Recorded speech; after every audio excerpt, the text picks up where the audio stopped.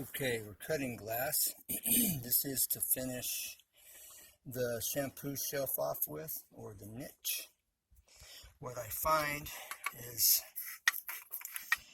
by creating this little wing over here of tape off the edge, it gives you something to hold on to.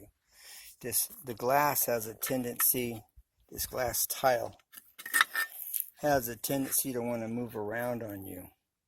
And even though you can cut the face of this glass with the tape on it, you're better off if you flip it over and use the back side of it. Got a little wet here, so I'm drying it off. So I'm going to flip it over, and I'm going to trace out this piece. Okay, so if I can line up the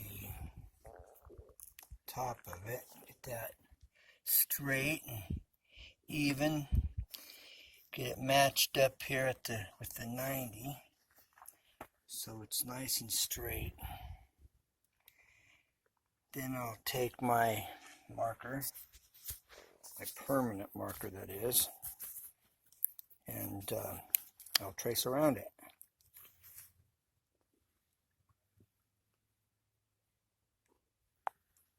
Now that I've traced around it, okay, I can go up here and put front, back, and top. Now you may not need to do this. I'm just showing this for those that this will help. Alright, so now we know where the front is, the top is, the back is. And then in my mind I can picture that where it's going on the niche or the shampoo shelf. I can get that turned around and figure it out in my head. And then if I'm not sure, I can always walk back in with this piece and double check it to where it's going to go when I'm done cutting it. So that's just for those of you that are not real familiar with any of this process. Alright, so next I'm going to cut. Now when I cut, because when I mark this, okay, let's see if we can zoom in. Alright, the outer edge, let's see if I can get it close enough. Alright, so I know I don't want to cut to this outer edge. I want to cut to the inside edge.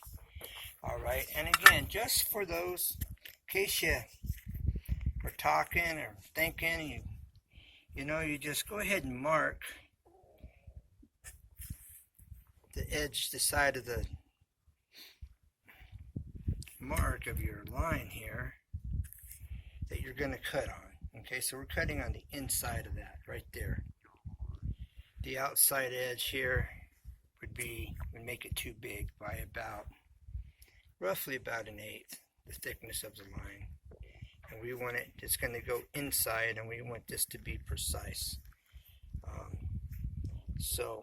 Alright, so now I'll be cutting this. Next thing I'll be doing. Alright.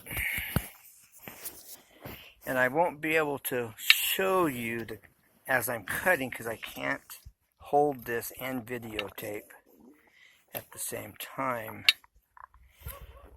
There is something I might try. We'll see how it works out. Okay, looks like I'll be able to get this videotaped. First time to do this here, so let's see how it goes.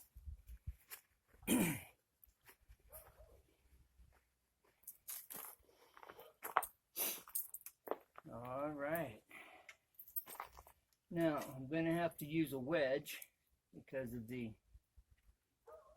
angle this is at. Okay, get this adjusted. This is what you normally don't see, and I'm barely going to cut on the outside of the line, getting it as close to the inside line as I possibly can. That way it'll be right where I want it. I'm going to try to leave just a little bit of that green line that I've marked on the inside. Trying to find a wedge here that will be appropriate. So bear with me.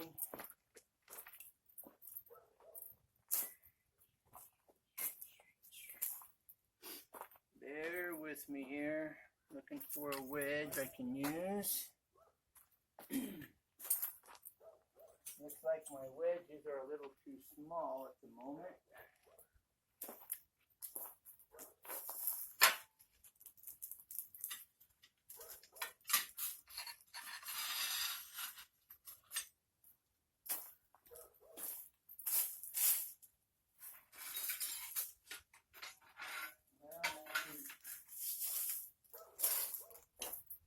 I guess this is where I will make a wedge,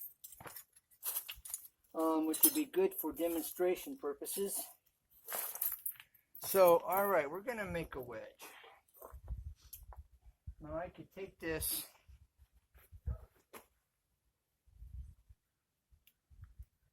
and set this here. There's two ways you can do this. One, if you have difficulty with the tape measure, you can do what I'm doing, and I'm going to the back edge here of my tile. So now I've got the spacing I'm needing here. So I know I need to cut it at that green line, and that's the distance. See, can you see that good enough?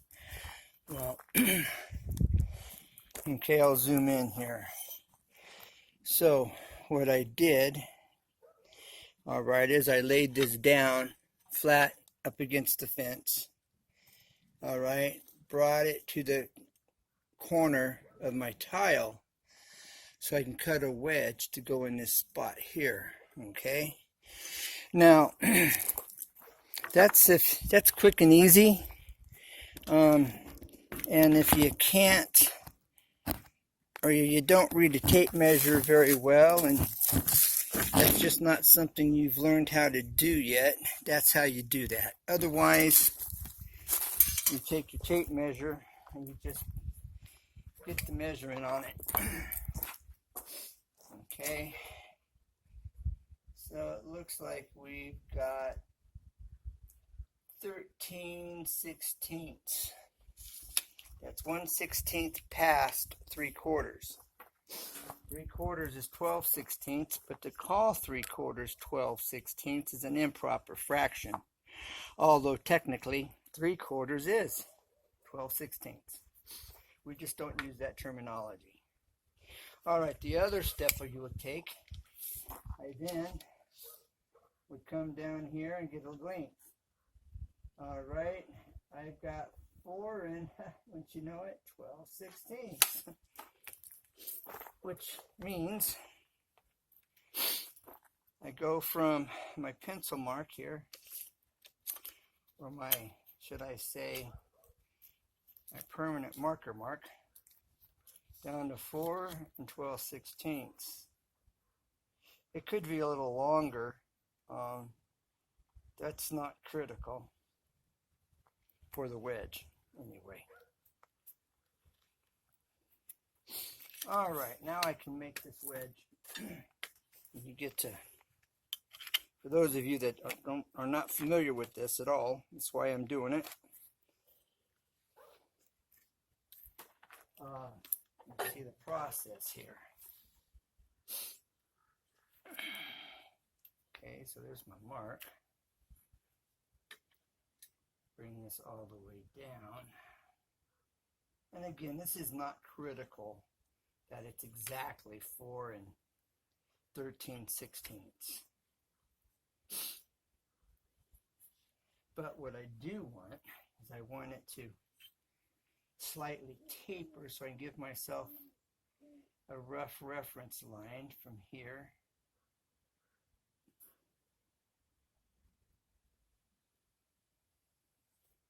There we go. Here's the part I want, my wedge, for cutting this angle. Now you can hold it at that angle, but when you're starting out, it's not really something you want to do. Okay, so now I am going to freehand this, so because it's not critical, I just need that space.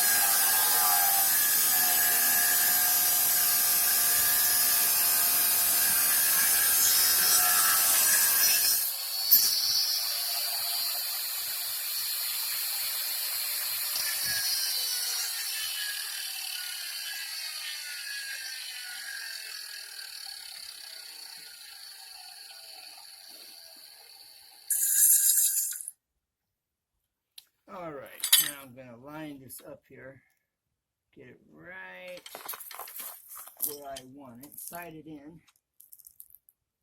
Get that sided in about as close as I can get it. And it's looking pretty good right there. Now,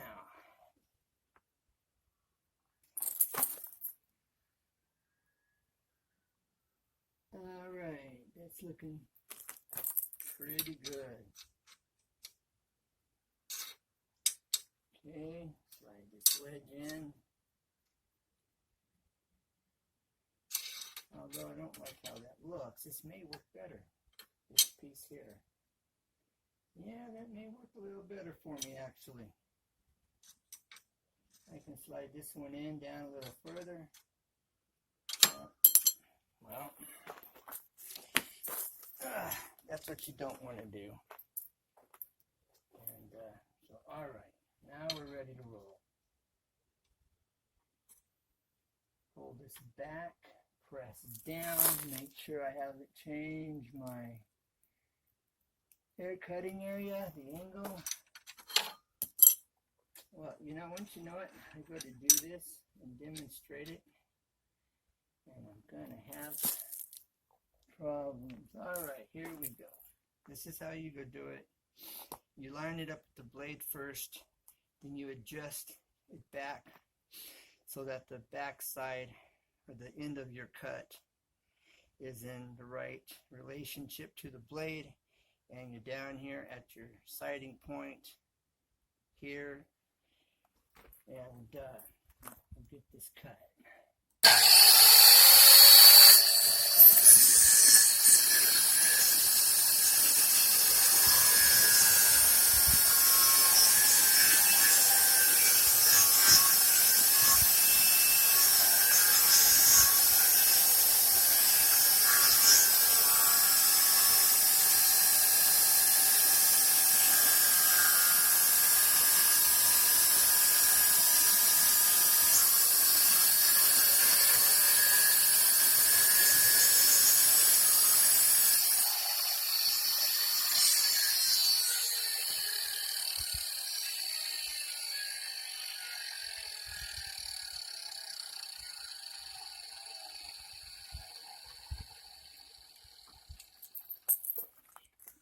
Okay, there's this cut. It's really clean. You got to take it very slow, as you've just seen. It releases almost about a 1/4 inch before I get to the end of the cut. You still have to just maintain that and continue to push it through as if nothing happened, although you will feel it release. Okay. Now this. Alright, again, I got to sight this in.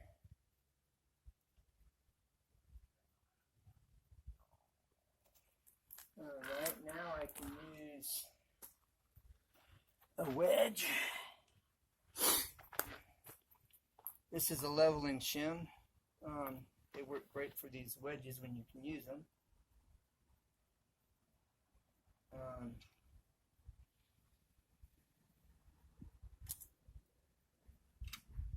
So here we have it here.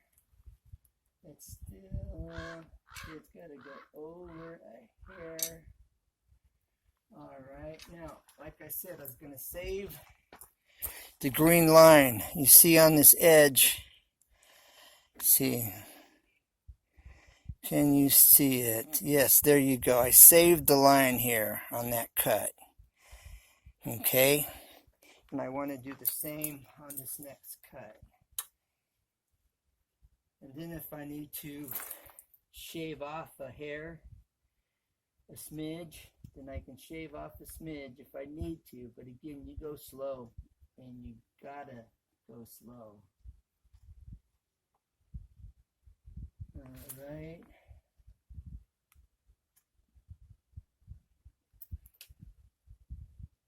Put this wedge in there. And I put the flat part of the wedge against the fence.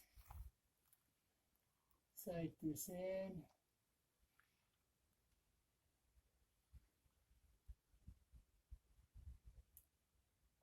Alright, looks like we're good. Yep, we are good. Pull it back.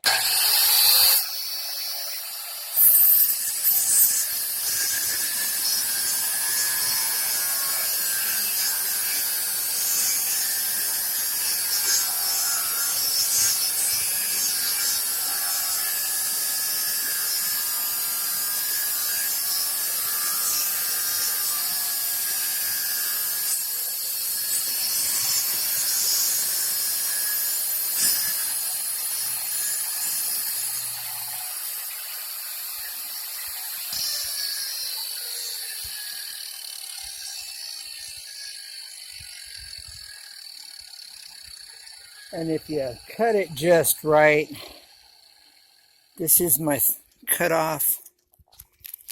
This never broke. Sometimes these want to crack to cut off so you don't get them whole as the end result. Now, as you can see on my next cut, I was able to save that line. So I cut about a 32nd, 64th, everything but a 64th. So I could barely see this marker line on the other side of the blade, on the inside edge of that blade when I cut. And by cutting on the tape, you see the edge, it's kind of slightly chipped, just ever so slightly, which you won't see when it's installed. So there you have it. I'm glad I was able to get this videotaped. And so, okay, next is going into the shower and installing this on the niche or the shampoo shelf.